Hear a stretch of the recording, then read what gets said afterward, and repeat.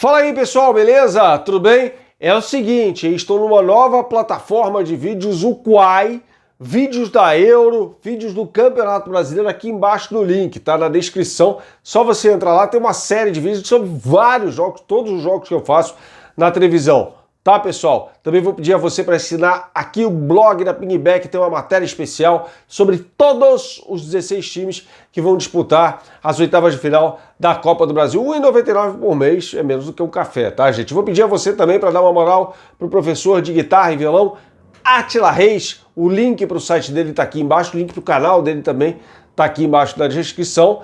Você entre no site dele e aí você vai combinar uma aula gratuita, evidentemente remota, de qualquer lugar do mundo, com o professor Átila Reis. Depois vocês combinem, acertem um valor para que haja uma periodicidade na aula. E, por consequência, nós garantimos que, com o auxílio do professor de guitarra Átila Reis, você pode aprender a tocar aquele som maneiro aí em 10 minutos de prática por dia. Acho que esse é o momento para você começar um instrumento, um hobby novo, beleza?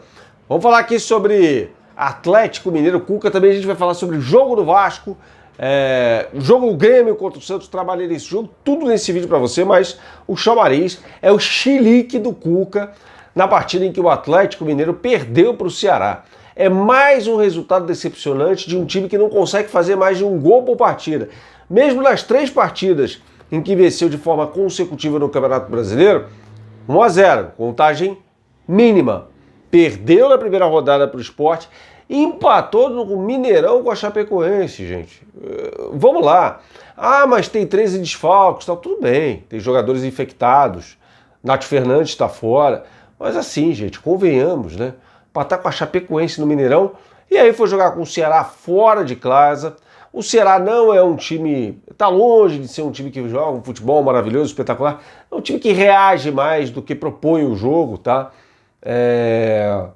Foi um jogo em que ambas as equipes tiveram 16 finalizações.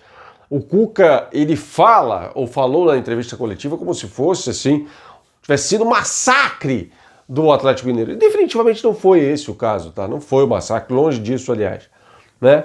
O Galo sai atrás do marcador depois de uma falha do goleiro Everson, falhou 2 vezes nessa partida, né? Com o gol do Lima, belo chute, aliás, o Lima que já tinha marcado um belo gol de falta contra o Internacional no Beira-Rio, empate por 1-1.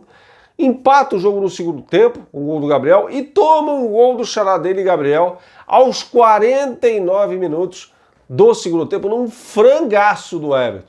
Frangaço do goleiro Everson, tá? Que por sinal jogou no Ceará, inclusive. Aí tem um rebuliço, o técnico Cuca vai para cima do árbitro, o Leandro Pedro Voaren o chama de vagabundo, conforme o áudio captado na transmissão, vagabundo, né?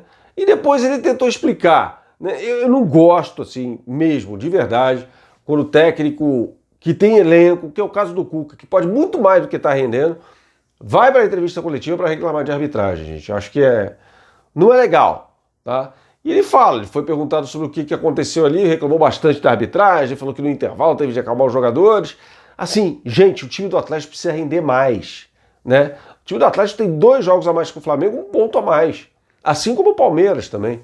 Então, o Flamengo ganhando o jogo, passa. Ganhando 2, chega aos 15 pontos. Lembrando que o Atlético Paranaense perdeu para o Bahia por 2-1, né? Com os 2 jogadores expulsos, inclusive, e não tem mais 100% de aproveitamento, né? Pode chegar a 15 pontos em 6 possíveis, que é em 18 possíveis, que é a mesma conta do Flamengo também, tá? Que podem ser as 2 melhores campanhas em tese.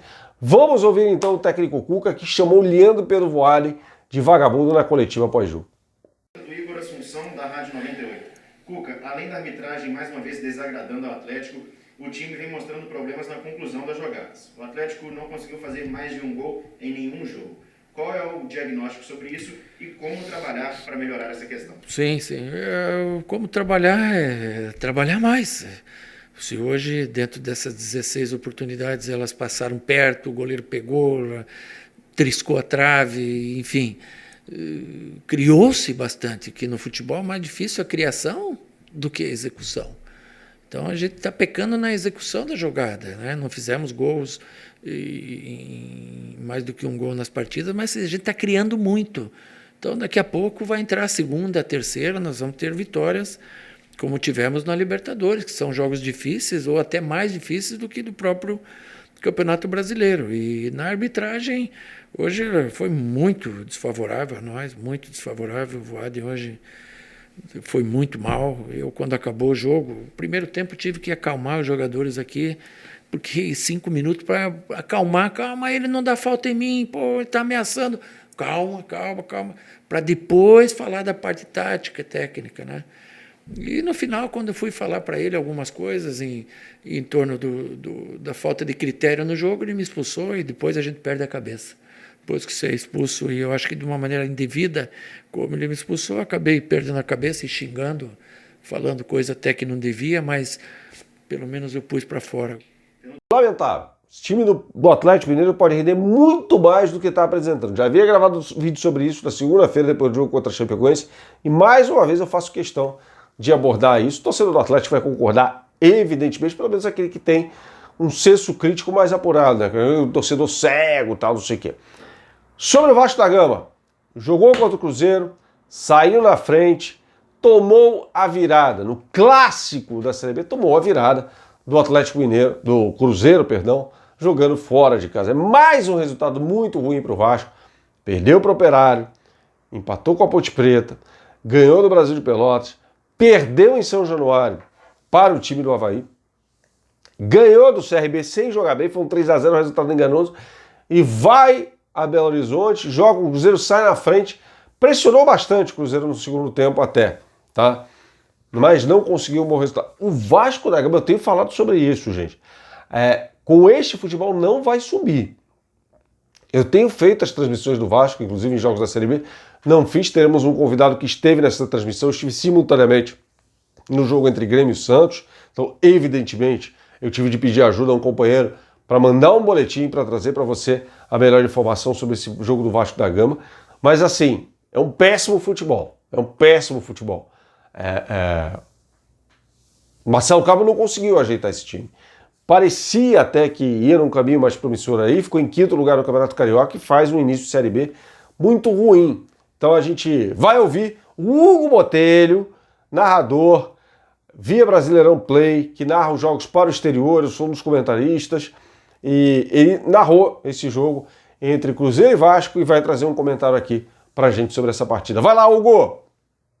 Bernardo Ramos, foi um jogo muito interessante esse Cruzeiro e Vasco no Mineirão em Belo Horizonte, a capital do estado de Minas Gerais. Interessante por quê? Porque é o grande clássico da Série B do Campeonato Brasileiro. Interessante por quê? Porque são duas equipes que atravessam momentos difíceis, mas chamam bastante atenção a presença delas na segunda divisão do futebol do Brasil. O Vasco fez 1-0 com o Morato, parecia que as coisas iam caminhar bem, teve mais 2 oportunidades, não conseguiu aproveitar. Aí o Cruzeiro se ajeitou no jogo e o Matheus Barbosa, numa noite inspiradíssima, concluiu 2 vezes para o fundo do gol do Lucão. Lucão que não teve participação negativa nenhuma, não tinha como defender os gols que deram a virada ao Cruzeiro. O primeiro tempo foi bem movimentado, o árbitro eu acho que foi mal, quando ele expulsou o Paulo, zagueiro do Cruzeiro, e o Bruno Gomes, volante do Vasco. Era para dar amarelo para um, amarelo para o outro, contornar a situação com um pouco mais de tranquilidade, mas lhe faltou essa compreensão.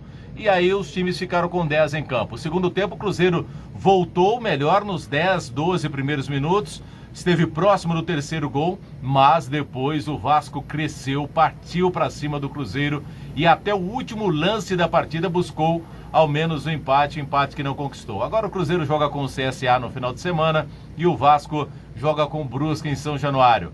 Vasco e Cruzeiro, um jogo muito interessante, o grande clássico da Série B, e deu o Cruzeiro que venceu pelo placar de 2-1.